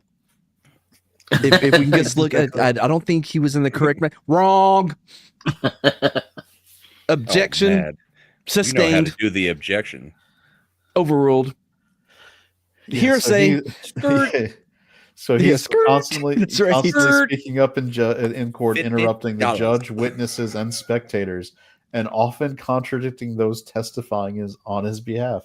A Dr. Spitzka, who testified that he had no doubt Charles was both insane and a moral monstrosity. But he was hearsay. He was interrupted often by Charles. The prosecutors argued instead that Charles was not insane. That I also don't agree with them. So this is weird because the prosecutor argued he was not insane, but instead believed his actions had been commanded by God and would be freed and given popular praise for his heroic action. We might in That's an 2025 insane say thing that to sounds say. like that he's insane. Delusions of grandeur. In the mid 1880s, that was like, no, he wasn't insane. He thought he was commanded by God and would be rewarded for killing the president. You see, Anna, totally normal. That's me, Charles. Get out. I mean, nope, that's not my name. Charles Guiteau. Is that how I pronounce it? Guiteau. Guiteau. A little bit more southern than I may have been. All right. Addressing the courtroom and spectators, Charles responded, "I have had plenty of visitors, high-toned, middle-toned, and low-toned. Everybody was glad to see me. They all expressed their opinion without dissenting voice. I will be acquitted." Who were these people that came to him? It's me, Luigi. He's sounding a lot like Scientologist with the tones, because that's one of the ways they code. I thought he meant like skin tone. Oh, all right. Sonny Hostin over here. Well, he does have 12 that listen to everything he says. Only listened that one time. And then boot him off the stage. So Charles did run into, again, the ongoing need for money during his trial, stating, "I desire to invite my friends throughout the nation to send me money. People have given Mrs. Garfield $200,000. Shut up. A splendid thing, and now I want them to give me some money." He's like, "Where's my GoFundMe?" Throughout the trial, Charles was adamant that he could not be held accountable since he had been acting for God. Wait, so hold on. He couldn't be held accountable. Why? Because Garfield was touching his face? I mean, that was, yep. Won't be held responsible. She was alive in the first place. I like the Irish spin. All Mrs. Garfield did was yell at a kid on the playground. I prefer to think that Charles Guiteau would end up singing like "What If God Was One of Us," like ordering me to shoot a president like one. Yeah. Just trying to wake him home. During the trial, he continued to berate his brother-in-law, George Scoville, whenever the lawyer didn't go along with his wishes, saying things like, "Get off the case, you consummate ass. I would rather have some 10-year-old boy than you try this case. You've compromised my case in every move you make." But why wasn't he representing himself? He's a lawyer. Because he's crazy. The bar. Because you're not it's not a matter of passing the bar and being able to represent yourself. A judge will allow you to represent yourself only if you are mentally capable, right? Of providing. Demonstrated his mental competence. Oh, he demonstrated a lot of his mental faculties. Poor George through this whole thing. He's like, "Fuck, man. She said I would never get laid again if I didn't represent her brother. But this is tough." Is this the husband of the sister that raised him that he tried to kill? Yes. Murder with an axe. Yeah. Okay. So when you know what he's doing? Like, you know what it was? This was the one time she gave him a BJ. She was like, "You think he was just banking these points for like, man, I've never." Well, do you think also that they had to keep it in the family because nobody else would take him as a client? Like, no, I mean, he could have got a public defender. He had they didn't come by his jail cell and there tell him how weren't great he public was. defenders in the 1880s. That didn't happen till Miranda. She sounds like what does she have to do with it? I hate that chick. Oh, believe me too. Took a lot of the fun out of policing. We can go on. It's like, Charles was constantly cursing during the trial at the judge, at his defense team, at the witnesses, and at the prosecution. He delivered his own testimony in epic poems, which he recited at length. Would solicit legal 6 months. Solicit legal advice from random spectators in the audience by passing notes, and often smiled and waved at spectators and reporters in the courtroom. Judge Walter, that umbrella guy. What do you think of this defense? Hold on, hold on until Charles is on the stand. "Roses are red, violets are blue. I shot Garfield. If you find me guilty, I'll shoot you too." The end. So Judge Walter Cox threatened to gag Guiteau if he did not stop his outbursts. While in prison during the trial, Charles actively made plans to run for president in 1884. Remember, fulfilling the orders from God. Mhm. After months So of there is testimony, precedent for a not Wait. for somebody accused of a felony to run for presidency. So Yeah. wait, so the judge threatened to gag him if he didn't shut up? Was his response was like, "Ha! I had no gag reflex. Cult member, right here. Sex cult member." yeah. Only so, God can gag me. I did all the cleanup. and a totally expected turn of events, after being given the case, the jury returned a verdict of guilty. How long did they What? deliberate? It's not described here, but I'm sure it wasn't very long. I just Because- pictured Jack Lemmon in there, because like, Oh, or And Pauly Walter Matthau? Shore. Yeah. So after the verdict was read, Charles stepped forward and yelled, "You are all consummate jackasses," and continued swearing and screaming. He would be executed on July 30th, Why? 1882. Well, For what? while ahead, being sorry. led being Well, a consummate jackass. While being led to his execution, Charles continued to smile and wave at spectators and reporters, notoriously dancing his way to the gallows, shaking hands of his executioner, and reciting a poem, because this was his last request. He recited the poem titled "Going to the Lordy." He had requested an orchestra play as he sang his poem, but that request was denied. His final meal was lasagna. Sorry, it just reminds me of Fallen, the Denzel Washington movie, where the dude at the beginning is dancing and singing on his way. Yeah.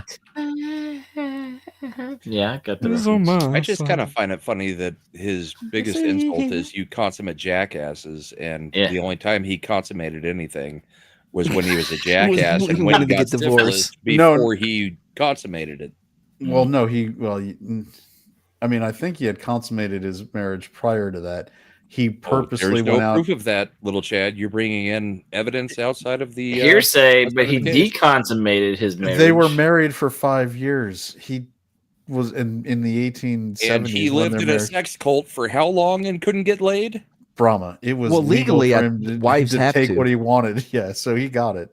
She hid in closets. That was No, part he- of the evidence. No, I he love that locked- spin. He locked her Bra- in closet. Brahma, Hold on he now, locked Brahma's her starting to in win me closet. over. All right. He locked her in the closet. Mhm. At her Because she wouldn't request. consummate.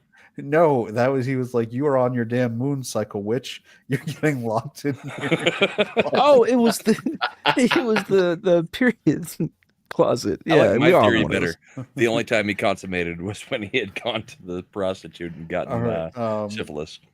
Would anyone like to hear the poem? I pulled up the. It wasn't a sex entire- cult, but I was in something that was close to being a cult. But that's a story for a different day. Go on. It's a Okay, pyramid scheme. multi-level marketer. I have the entire text of the poem instead of just excerpts. If you'd like the whole You thing, son of a bitch. That was not a part of what I sent. But yeah, let's hear put it. it in private chat and I'll read it in walking or No, Connery, or do you want to read it? let him read it. Let Chad read it, or we can all take turns. Let All the right. boy read. How about we all just read a paragraph of it, or whatever? That would still put it in private chat. It's in private chat. Then All right, I guess we go line by line. Oh dear God. It's only one paragraph. Yeah. That's why I said line by line, Yeah. sentence by sentence. All right. I Day guess by day. I'll start it off, and then we'll just go in this. the very first part in quotes is the title. It didn't carry the. Oh, format. okay. All right, then I will start with the first ones. I'm. Hold on. I'm going to the Lordy. I am so glad. I'm going to the Lordy. I am so glad. I am going to the Lordy. You might Glory, as well repeat hallelujah. Hold on. Don't interrupt him while he's doing it. Glory, hallelujah. I am going to. No, the you got to Lordy. do the whole thing again because I'm going to cut it up into something. Wait, you want me to do? Each of us are going to say the same line again. No, you're saying the next line. I did start saying the next line. Yeah, but you were interrupted. I needed uninterrupted. Okay, ready? All right, all right. I am so glad. All right. I am going to the Lordy. Glory, hallelujah. Glory, hallelujah. I am going to the Lordy. I love the Lordy with all my soul. Glory, hallelujah. And that is the reason I am going to the Lord. Okay, you skipped Punk, but I'll let Punk do the next one then. Glory, hallelujah. Glory, hallelujah. Oh, God. I'm going to the Lord. Imp. No. I love the Lordy with all my soul. Glory, hallelujah. I don't know where you read that. Where nowhere near where you were supposed to be. It all looks the same. You Yes, started, it's all in I English. saved That is correct. My party.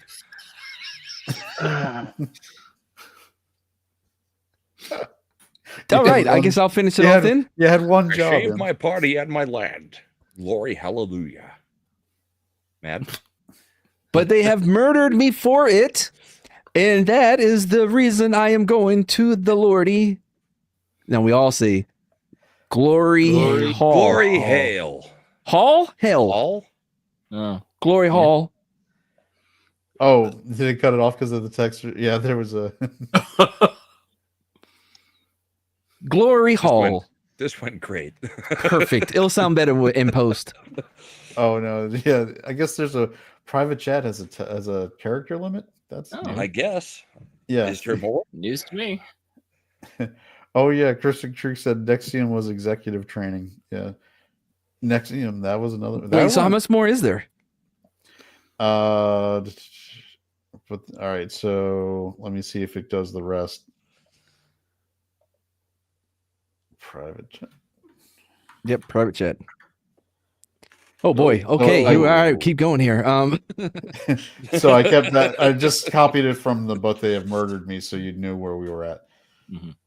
Oh wait, all right. So, but they have murdered me for it, and that is the reason I am going to the Lordy. Glory, hallelujah. Glory, hallelujah. I am going to the Lordy. I wonder what I will do when I get to the Lordy. I guess that I will weep no more when I get to the Lordy. Glory, hallelujah. I wonder what I will see when I get to the Lordy.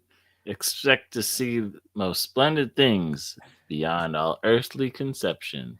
You want to give that one another read? Was that bad? I wonder what I'll see when I get to the Lordy. I expect to see the most splendid things beyond all earthly conception. When I am with the Lordy, glory, hallelujah, I am with the Lord. Brahma, that sounded just like Imp, dude. Didn't it? When I am with the Lordy, glory, hallelujah, glory, hallelujah, I am with the Lord. All right, you cool. might Get to the Lordy. Which one you're Now, taking? Mad, that is a stunning epic poem that he wrote. Would you be surprised to find out that he wrote that all the morning of his execution? Really? That he didn't spend a lot of time on it? He didn't give it the second draft, huh? I mean, quite Nope. frankly, I'm surprised that it was a white person that wrote that at that time period. So this poem ended up being converted into a song by Stephen Sondheim in the musical Assassins, where Wait, that's with Sylvester Stallone and Antonio Banderas? No, apparently it's a musical where they have Guiteau singing the Ballad of Guiteau. And that's Sondheim used this as the basis for that song. Well, I'm going to the Lordy, going to the Lordy. I'm so glad. Maybe it was more like a power ballad, like I'm going to the Lordy. I wonder don't know if why I it's was on doing it YouTube. like- You think? I mean, I wonder. It wouldn't be I don't know. copyright. We got You 8 minutes. Let's speed it up. Well, that's the end of Guiteau. That's his. Oh, that's how it ended? Well, perfect. Well, he's dead. he was probably. That is Wait, kind of a finality. Wait, he died? How? He was executed. Part where he was what? executed. For what? He shook hands with his executioner. I mean, he was Saving the excited to move country? on. Oh my God, this song is so bad. What? Oh, can we hear it? Yeah, I found it. Here we go. Internet undefeated. So, from the Ballad from the musical. This is the Broadway cast recording of Ballad of Guiteau from the Assassins. Oh no. It's very low. Glory, hallelujah. Glory, It's turned up as loud as it goes. Well, now they're getting louder. I am going to the Lord. You think he was as eloquent as this when he did it? I think so. I feel like he did. Oh, Donny boy. Come, all ye Christians, and learn from a sinner, Charlie Guiteau. Bound and determined, This is Neil he Patrick won the Harris, by the way. winner. Charlie No. had dreams that he wouldn't let go. Said nothing to it, I want it, I'll do it. I'm Charles J. Guiteau. All I can think of is Captain Horrible. I don't want to get claimed for that shit either. Blog. Fuck Neil Patrick Harris. He'll try to claim me. Can we? I In mean, more ways than Oh, one. I I think feel he's like- claimed you before. Okay. I feel like Charles Guiteau, looking up from hell, will be so happy that there's a musical song. Right. But then he'd be like, but why Neil Patrick Harris? That man is a consummate ass. A little cheerier, yeah. It's a little cheerier than I expected. It is Stephen Sondheim, though, so that sort of makes sense. Yeah, we all know who that is. You're not aware of Stephen Sondheim? Oh, I am, but Chad, those dum-dums, you probably want to explain it to them. He is a composer of musicals known for Sweeney Todd, The Demon Barber Mhm. of Fleet Street, Into the Woods. Into the Gypsy. Woods. Yep. He did West Side Story. West Side Story. Yep. That would be, probably the most famous one right there. Right? Yeah. Remember West Side Story, where they wrote music about Puerto Ricans and Italians dance fighting.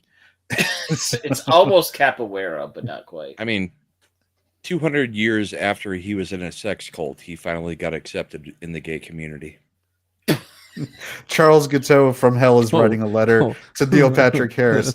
You, sir, destroyed my poem. You can stuff it up your bunghole. Then someone taps him on the shoulder from behind him and goes, "Yeah, he's kind of into that, so that's not really an insult." Hey, What has you happened got- to America? If I had been president, this would have never happened.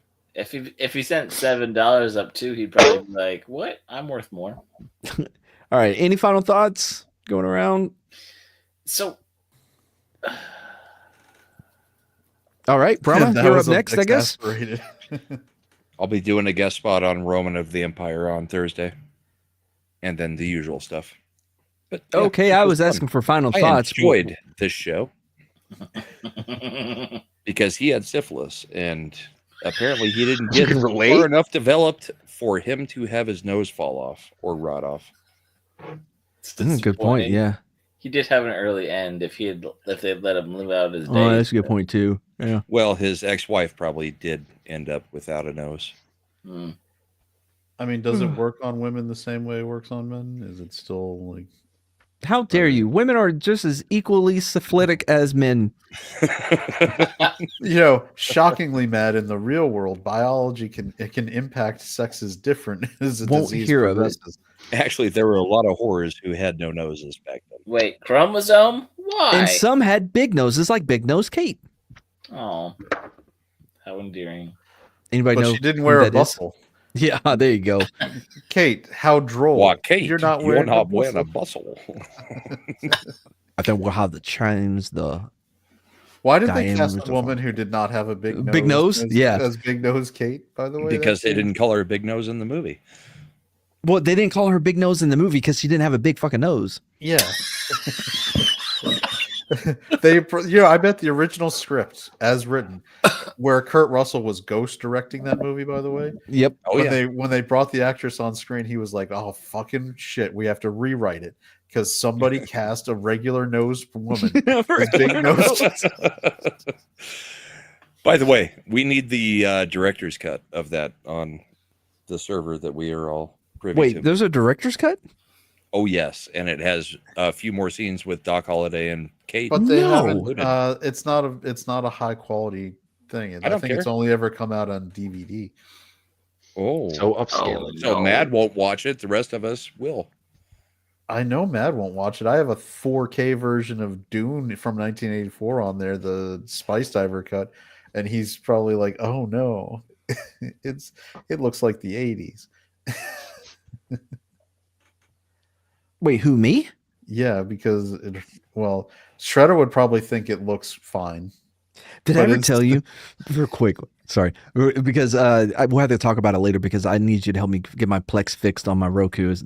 It's keep pausing and shit. Anyway. Oh, so does mine.